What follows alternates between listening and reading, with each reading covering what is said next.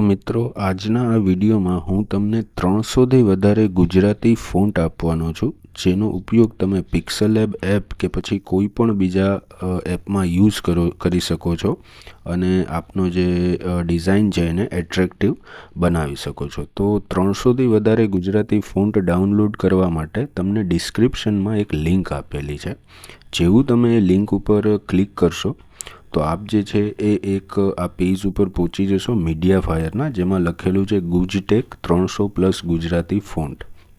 તમારે આ ડાઉનલોડના બટન પર ક્લિક કરી અને એ ફાઇલને ડાઉનલોડ કરી લેવાની છે. મેં ઓલરેડી ડાઉનલોડ કરેલી છે, તો એ મારા ડાઉનલોડ ફોલ્ડરમાં આવેલી છે. હું તમને બતાવી આપું. આપ જેવું ઇન્ટરનલ સ્ટોરેજમાં ડાઉનલોડ ઉપર જશો તો તમારી જે ડાઉનલોડ કરેલી ફાઇલ છે અહીંયા દેખાઈ જશે. જેમ કે અહીંયા લખેલું છે ગુજટેક 300+ ગુજરાતી ફોન્ટ. તમારે એ ફાઇલ ઉપર ક્લિક કરવાનું છે અને એને એક્સ્ટ્રેક્ટ કરી લેવાની છે. એક્સ્ટ્રેક્ટ કરવા માટે તમારે પાસવર્ડ નાખવાનો રહેશે.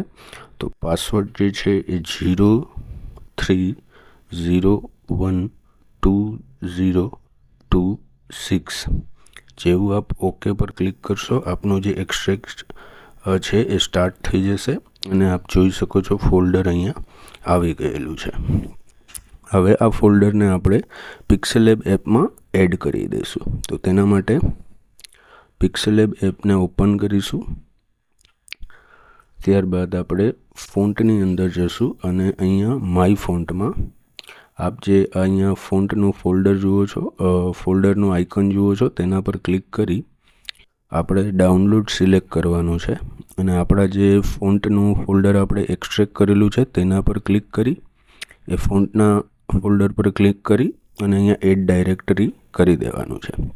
તો આપણા જે ફોન્ટ છે એ ડાયરેક્ટલી આની અંદર ઇન્સ્ટોલ થઈ ગયા છે. પણ તમે જુઓ છો કે આ હજી ગુજરાતીમાં પ્રોપર લખાતું નથી. તો એ ગુજરાતીમાં કઈ રીતે લખવું એ હવે પછીના વિડીયોમાં આપણે શીખશું.